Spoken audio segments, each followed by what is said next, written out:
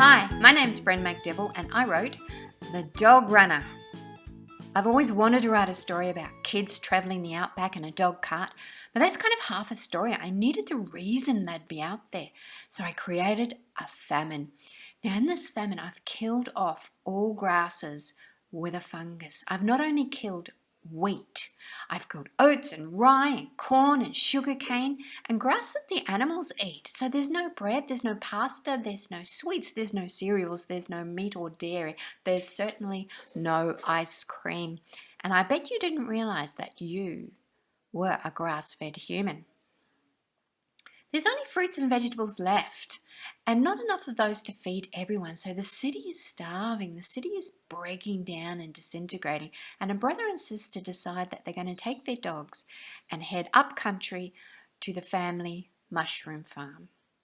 Now I got a grant from the Neilma Sydney Travel Fund to research this, so I got to travel around Australia, and I went to Mittagong, to an abandoned railway tunnel there where they now grow mushrooms.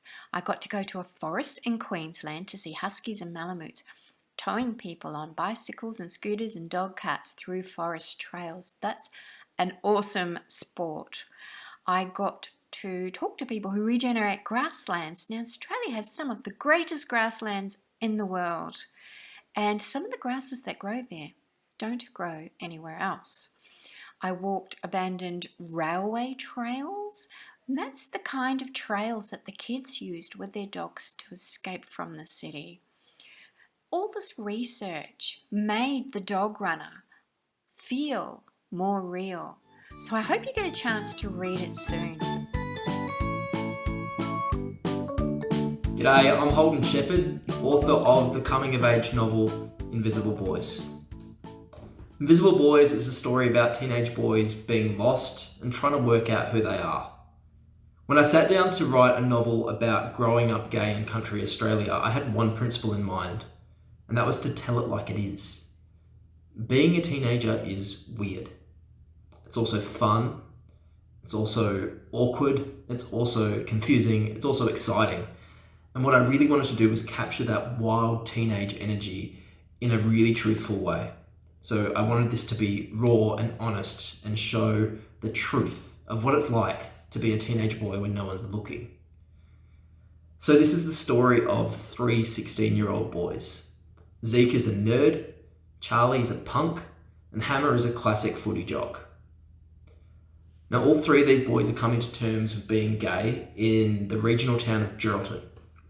It's a place where homosexuality is pretty much invisible, and so are these boys. Up until the day that Charlie gets very publicly outed.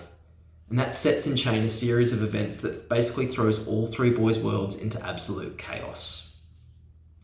Zeke, Charlie and Hammer's paths finally cross properly for the first time, and they discover they're not alone. And in between their 3 points of view is intertwined a series of anonymous letters called letter bombs from one of the boys, but we don't know which one. The boy writing the letters is struggling with all these changes in his life and is increasingly distressed. And as we watch these boys try to navigate school, family, first love, and first times, what we want to find out is who's writing these letters. Is he going to be okay? And in the end, ultimately, will he survive? Invisible Boys is about being a gay teenage boy. But to be honest, it's a story for anyone who has ever felt invisible and just wanted desperately to find a place where they belong.